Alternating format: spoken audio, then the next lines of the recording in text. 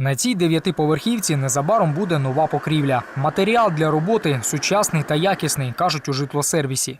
Чем отличается этот новый материал от старого материала? Раньше он был обычный рубероид, смола пропитанная, картон пропитан смолой с двух сторон. Сейчас это идет подсыпка, защита от ультрафиолета, чтобы его солнце не съедало, не палило, он не лопался, не рвался. Покрівельники розповідають, якщо як слід доглядати за покрівлею, хоча б раз на рік чистити, дах будинку гарантовано прослужить щонайменше 10 років. На сьогодні до керуючої компанії «Житлосервіс КР» надійшло близько 200 звернень зі схожою проблемою – протікає дах. Обратились 178 домов с заявлениями на ремонт кровли. И мы уже выполнили ремонт на 32 домах, что составило 21%.